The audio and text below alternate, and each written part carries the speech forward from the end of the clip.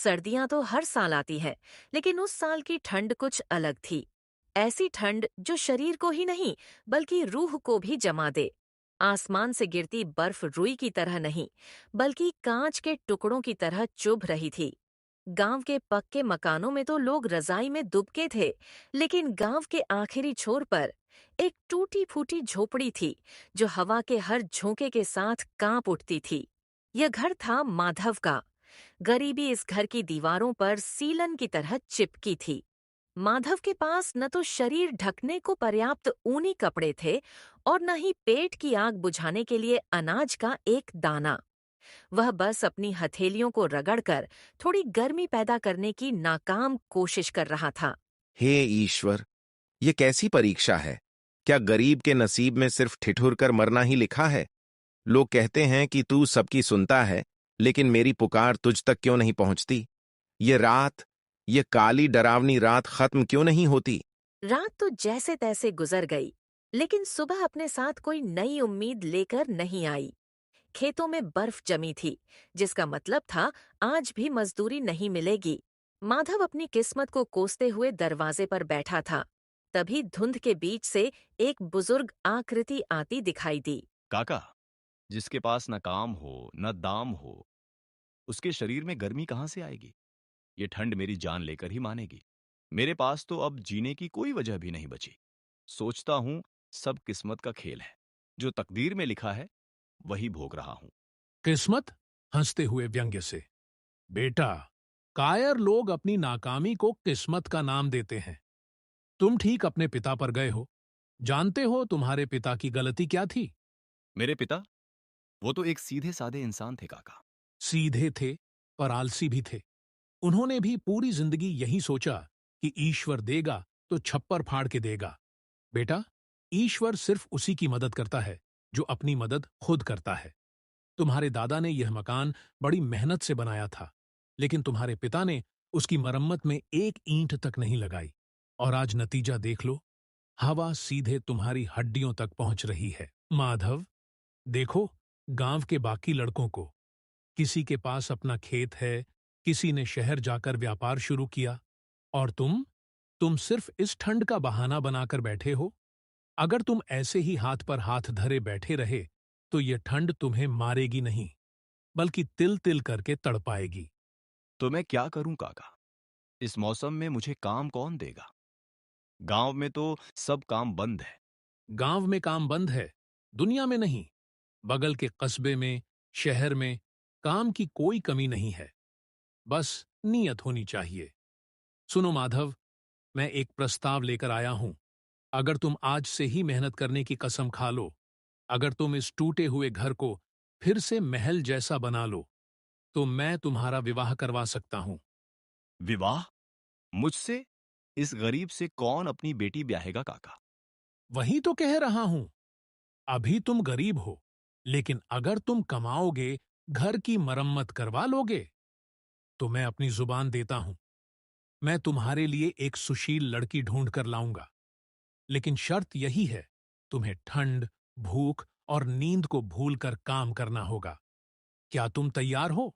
मैं तैयार हूं काका। बहुत हो गया रोना धोना। आपने मेरी आंखें खोल दी। मैं आज ही, अभी इसी वक्त काम की तलाश में निकलूंगा। चाहे मुझे पत्थरों को चीरना पड़े या बर्फ में नंगे पांव चलना पड़े, मैं इस घर को बदल कर रहूंगा। उस दिन माधव ने सिर्फ घर की दहलीज नहीं लांघी, बल्कि उसने अपनी बदकिस्मती की लकीर को भी लांघ दिया।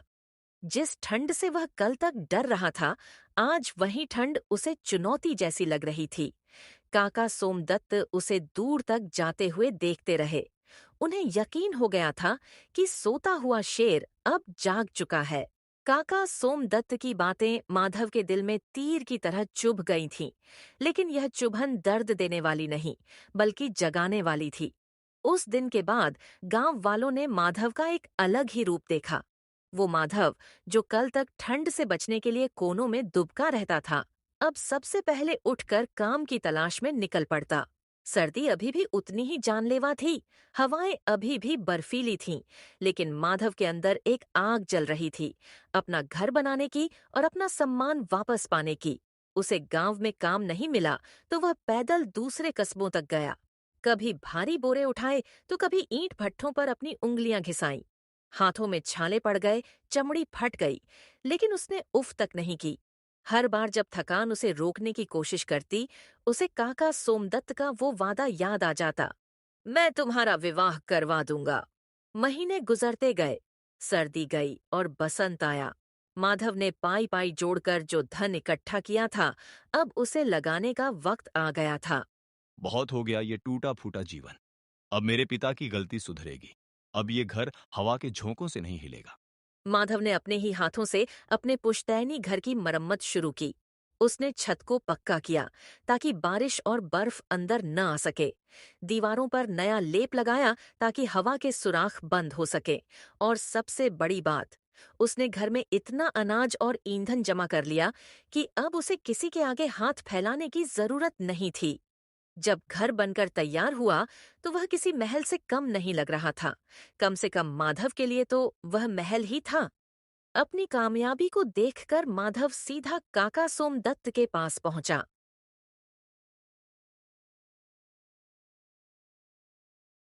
काका, ओ काका, बाहर आइए। देखिए, मैंने अपना वादा पूरा कर दिया। मैंने ठंड को हरा दिया काका।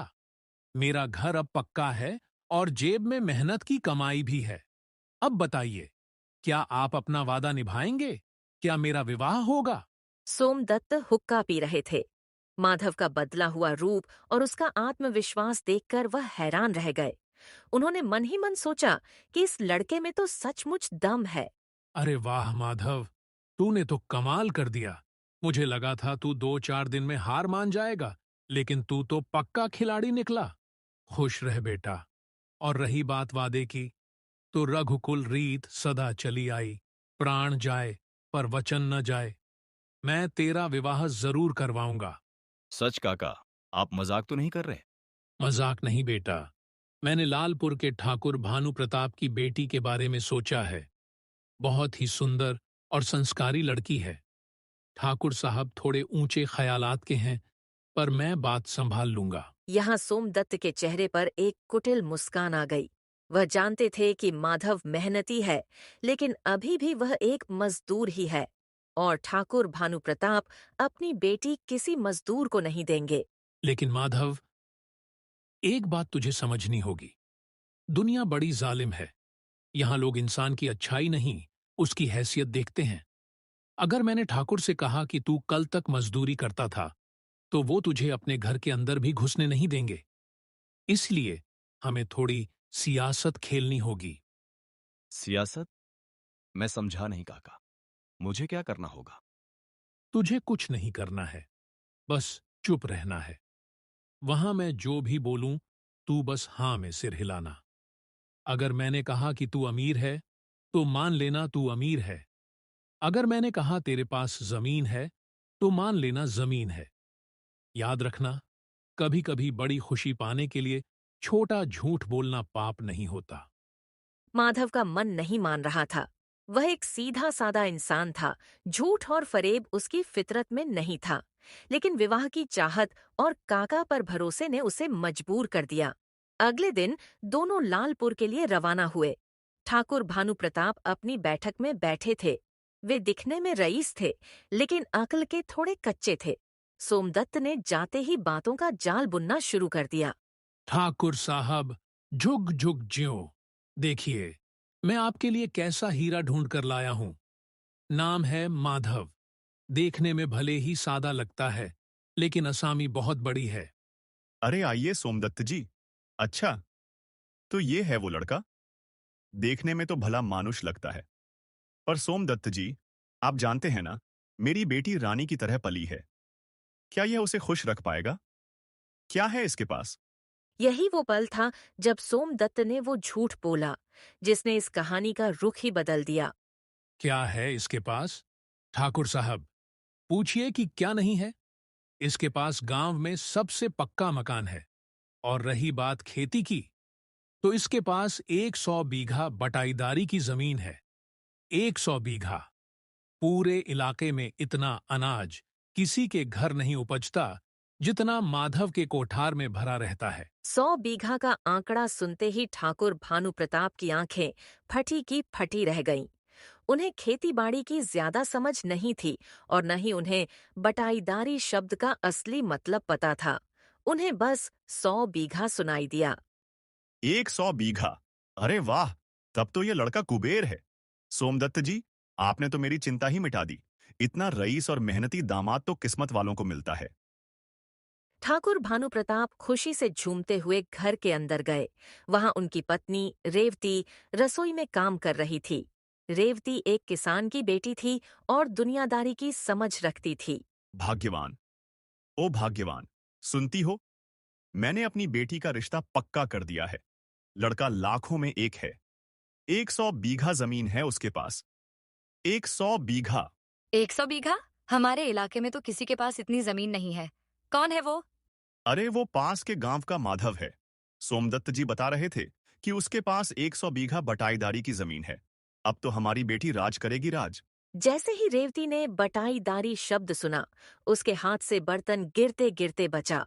उसके चेहरे का रंग उड़ गया। वह गुस्से से अपने पति की ओर मुड़ी। क्या कहा तुमने? बटाईदारी? तुम्हें क्या लगता है ये कोई राजा महाराजाओं वाली पदवी है? अरे मूर्ख आदमी, तुम्हें इतना बड़ा जमींदार होने के बाद भी ये नहीं पता कि बटाईदारी क्या होती है? ठाकुर भानु प्रताप के पैरों तले जमीन खिसक गई। उनकी खुशी पल भर में गुस्से और शर्मिंदगी में बदल गई। क्या? मजदूर? सोमदत्त की इतनी हिम्मत कि वो मुझसे झूठ बोले? मुझे, इलाके के ठाकुर को बेवकूफ बनाए? सिर्फ गुस्सा करने से काम नहीं चलेगा। अभी बाहर जाओ और उस सोमदत्त और उसके लड़के की पोल खोलो। उनसे कहो कि अगर इतनी ही जमीन है तो उसके कागज दिखाएं। देखना कैसे दोनों की सिट्टी पिट्टी गुम हो जाएगी। ठाकुर भानु प्रताप का चेहरा गुस्से से लाल हो गया। वो तेज कदमों से वापस बैठक की ओर लपके, जहां माधव और सोमदत्त अपनी झूठी जीत का जश्न मना रहे थे।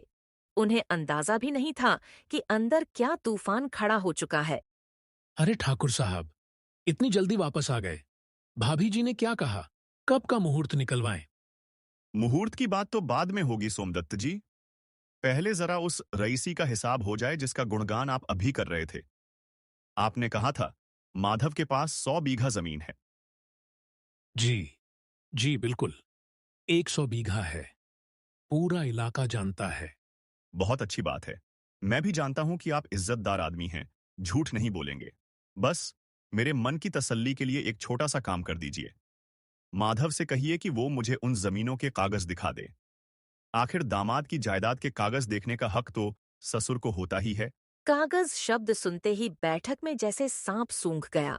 बाहर कड़ाके की ठंड थी, लेकिन काका सोमदत्त के माथे पर पसीने की बूंदें चमकने लगीं। माधव का दिल जोर से धड़कने लगा। उसने घबराकर काका की तरफ देखा। उसकी आंखों में सवाल था। अब क्या होगा काका? कागज? अरे ठाकुर साहब, कागज का आप क्या करेंगे? खेत तो खेत होते हैं। वो दरअसल बात ये है कि बात क्या है सोमदत्त? जलेबी की तरह बात को घुमाना बंद करो। साफ साफ बताओ, जमीन के कागज हैं या नहीं?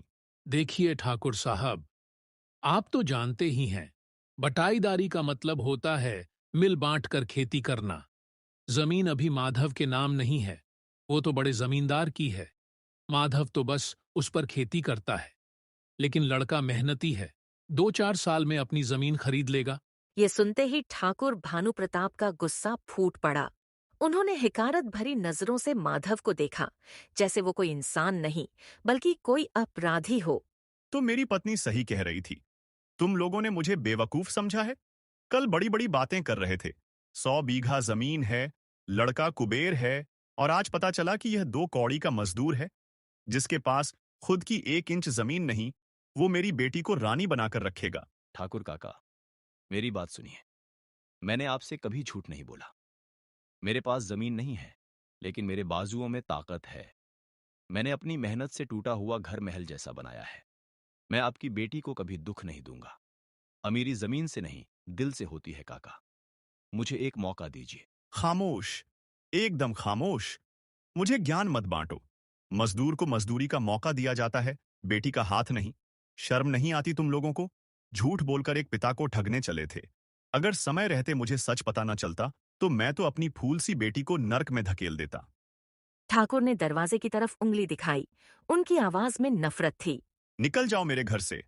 और सुन लो माधव, अपनी औकात में रहना सीखो। गधे को घोड़ा बताने से वो दौड़ने नहीं लगता। आज के बाद अगर इस गांव की तरफ नजर भी उठाई तो मुझसे बुरा कोई नहीं होगा। माधव और सोमदत्त को वहां से अपमानित होकर निकलना पड़ा। माधव का सिर शर्म से झुका हुआ था। उसे लग रहा था जैसे उसके शरीर के कपड़े नहीं, बल्कि उसकी आत्मा ही उतार ली गई हो। रास्ते भर काका सोमदत्त उसे समझाते रहे, अरे छोड़ बेटा, बड़े लोग ऐसे ही होते हैं। लेकिन माधव के कानों में कुछ नहीं जा रहा था। उसके कानों में बस ठाकुर के वो शब्द गूंज रहे थे, तुम मजदूर हो, अपनी औकात में रहो। गांव पहुंचते पहुंचते यह खबर आग की तरह फैल गई। माधव ने खुद को जमींदार बताकर ठाकुर को ठगने की कोशिश की। जो गांव वाले कल तक माधव के पक्के घर की तारीफ कर रहे थे, अब वही लोग उसे देखकर हंसने लगे। अरे देखो, हमारे गांव का जमींदार जा रहा है। क्यों माधव, 100 बीघा जमीन कहाँ छिपा रखी है भाई? अरे भाई, सपनों में होगी जमीन। मजदूर होकर ठाकुर की बेटी से ब्याह रचाने चला था। मुंह देखा है अपना? माधव का जीना हराम हो गया। वो घर से निकलता तो ताने सुनने को मिलते, घर में रहता तो वो दीवारें उसे खाने को दौड़तीं, जिन्हें उसने इतने प्यार से बनाया था। उसका काम में मन लगना बंद हो गया। धीरे धीरे उसकी जमा पूंजी खत्म होने लगी। वही ठंड जिसे उसने अपनी मेहनत से दूर भगाया था, अब फिर से उसे डराने लगी। घर पक्का था, लेकिन उसके अंदर रहने वाला इंसान अंदर से टूट चुका था। एक रात जब अपमान और भूख का घूंट उससे निगला नहीं गया, तो माधव ने एक फैसला किया। ये गांव अब मेरे लिए नहीं रहा। यहां हर शख्स की आंखों में मेरे लिए नफरत है या मजाक। मैंने मेहनत की, घर बनाया, लेकिन एक झूठ ने सब मिट्टी कर दिया। मैं यहां घुट घुट कर नहीं जी सकता। मैं शहर जाऊंगा। वहां कोई मुझे नहीं जानता। नई शुरुआत करूंगा, चाहे मर जाऊं, पर अब इस गांव में वापस नहीं आऊंगा। अगली सुबह जब पूरा गांव गहरी नींद में था, माधव ने अपनी छोटी सी पोटली उठाई। उसने एक आखिरी बार उस घर की दीवारों को हाथ लगाया, जिसे उसने अपने खून पसीने से सींचा था। उसकी आंखों से एक आंसू टपका और वह भारी कदमों से गांव के बाहर निकल गया। शहर जाने का रास्ता घने जंगल से होकर गुजरता था। माधव चलता रहा, चलता रहा। अपमान की आग में जलते हुए उसे समय का होश ही नहीं रहा। चलते चलते दोपहर से शाम हो गई और शाम से रात, और उसे पता भी नहीं चला कि वो रास्ता भटक चुका है। रात घिर आई थी, और वो कोई आम रात नहीं थी। वो साल की सबसे ठंडी रात थी। जंगल इतना घना था कि ऊपर देखने पर आसमान भी नहीं दिखता था। बर्फीली हवाएं पेड़ों से टकराकर डरावनी आवाजें निकाल रही थीं, जैसे जंगल रो रहा हो। माधव के पैर अब जवाब दे चुके थे। ठंड उसके कपड़ों को भेद कर हड्डियों तक पहुंच रही थी। हे भगवान, ये मैं कहां आ गया? शहर का तो कोई नामो निशान नहीं है, और यह जंगल, ये तो खत्म होने का नाम ही नहीं ले रहा। अगर मैं आज रात यहां खुले में रहा तो सुबह तक बर्फ की तरह जम जाऊंगा। जंगली जानवर खाएं ना खाएं, ये ठंड मुझे जरूर मार डालेगी। माधव उम्मीद छोड़ चुका था। उसे लगा कि उसका अंत समय आ गया है। तभी उसे अंधेरे में एक हल्की सी रोशनी हिलती हुई दिखाई दी।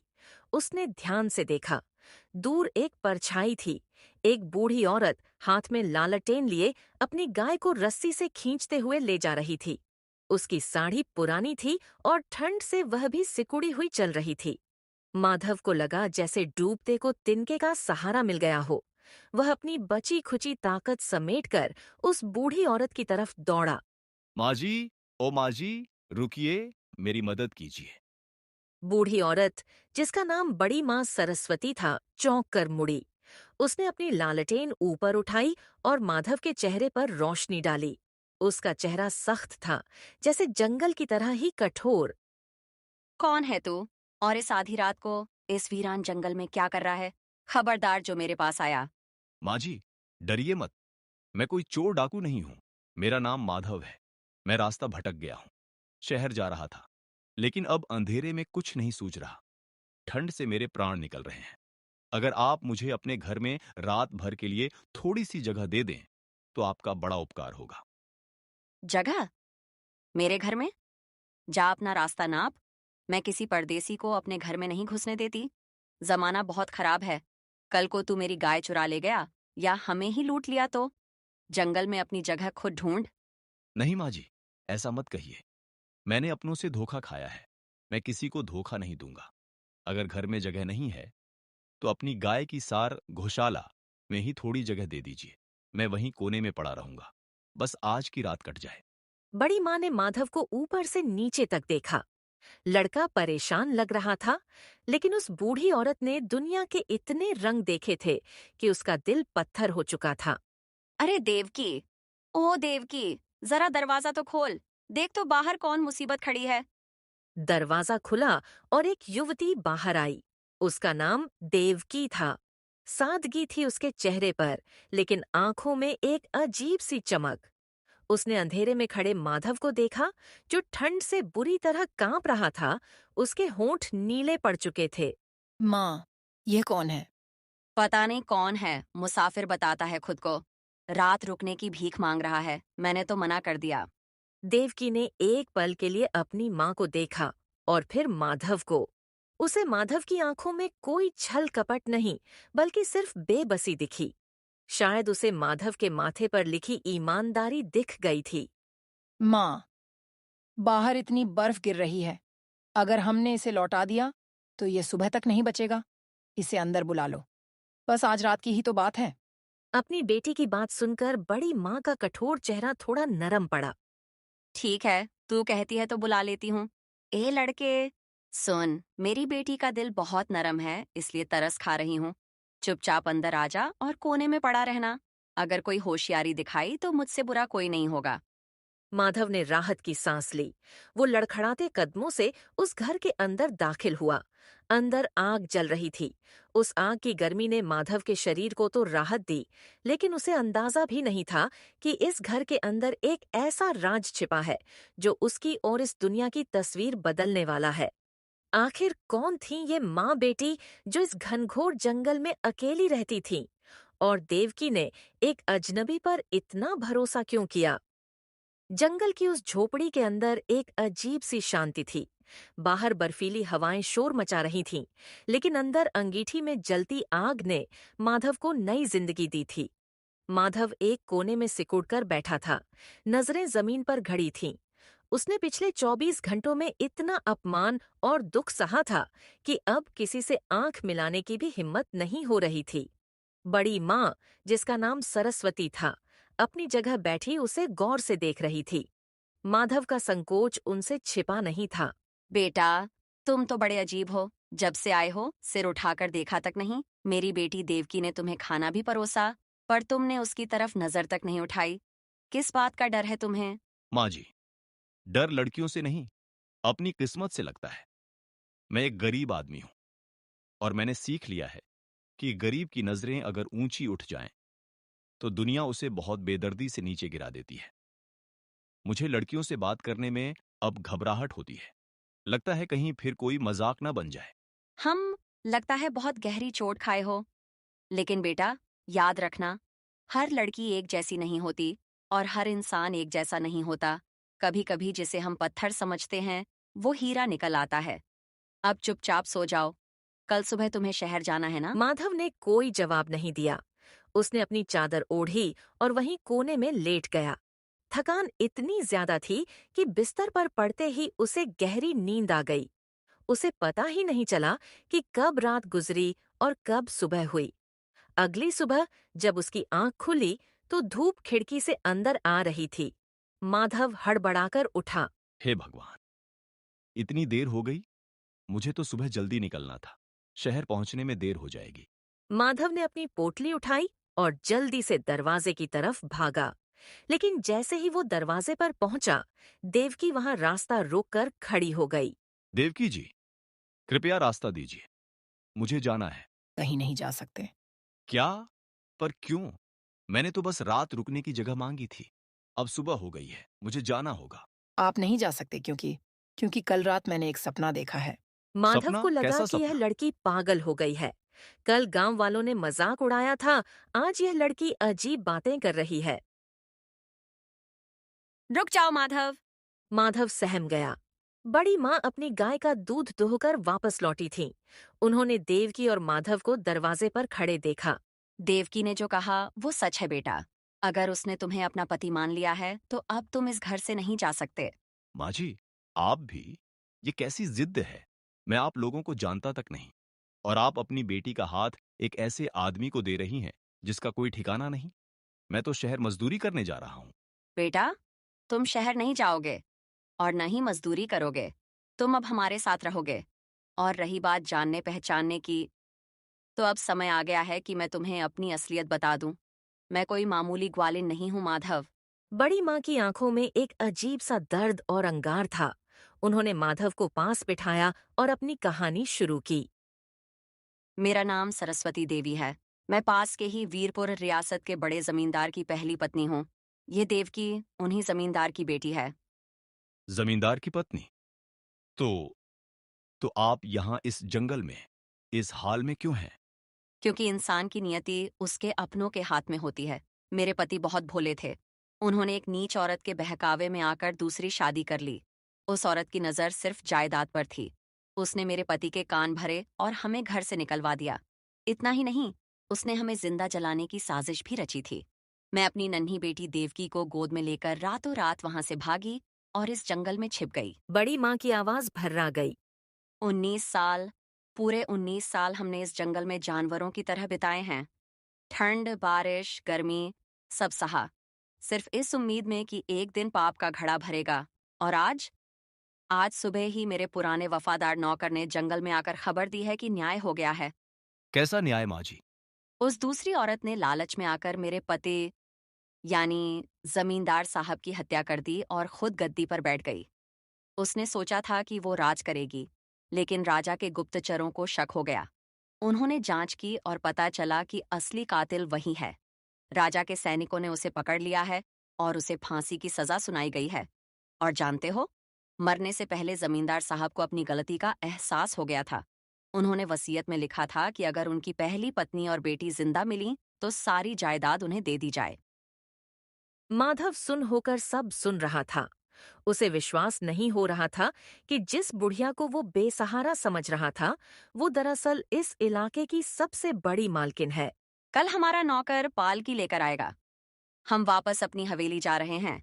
देवकी अब उस रियासत की जमींदारनी है, और चूंकि उसने तुम्हें अपना पति चुना है तो तुम उस रियासत के मालिक हो। लेकिन माँ जी, मैं इसके लायक कैसे हो सकता हूँ?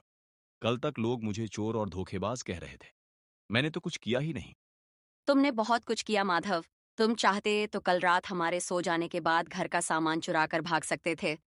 तुम चाहते तो देवकी के अकेलेपन का फायदा उठा सकते थे, लेकिन तुमने अपनी मर्यादा रखी। तुमने अपनी गरीबी में भी ईमानदारी नहीं छोड़ी। और जो इंसान ठंड में ठिठुरते हुए भी बेईमानी नहीं करता, वही असली अमीर होता है। मेरी बेटी ने तुम्हें पैसों के लिए नहीं, तुम्हारे चरित्र के लिए चुना है। माधव की आंखों से आंसू बह निकले। ये आंसू अपमान के नहीं, खुशी और आभार के थे। जिस झूठे जमींदार के दाग ने उसे गांव छोड़ने पर मजबूर किया था, आज उसी ईमानदारी ने उसे सचमुच का जमींदार बना दिया था। अगले दिन जंगल के रास्ते पर धूल उड़ती दिखाई दी। शाही पालकी और घोड़े आए। नौकरों ने झुककर बड़ी माँ और देवकी को प्रणाम किया। माधव, जो कल तक फटे कपड़ों में था, आज उसे नए वस्त्र पहनाए गए। जब माधव देवकी के साथ पालकी में बैठा तो उसे काका सोमदत्त की वो बात याद आ गई। मेहनत से किस्मत बदलती है। काका, आपने झूठ बोला था, लेकिन मेरी मेहनत सच थी। शायद इसीलिए ऊपर वाले ने मुझे वो दे दिया जो मेरे सपने से भी बड़ा था। माधव, देवकी और बड़ी माँ वीरपुर की हवेली पहुंचे। माधव ने वहां जाकर गरीबों और मजदूरों के लिए बहुत काम किया, क्योंकि वो जानता था कि ठंड और भूख का दर्द क्या होता है। और वो गांव जहां से माधव को निकाला गया था, जब वहां खबर पहुंची कि माधव अब वीरपुर का बड़ा जमींदार बन गया है, तो ठाकुर भानु प्रताप और काका सोमदत्त के पैरों तले जमीन खिसक गई। ठाकुर को अपनी गलती पर पछतावा हुआ, लेकिन तब तक बहुत देर हो चुकी थी। तो दोस्तों, ये थी माधव और देवकी की कहानी।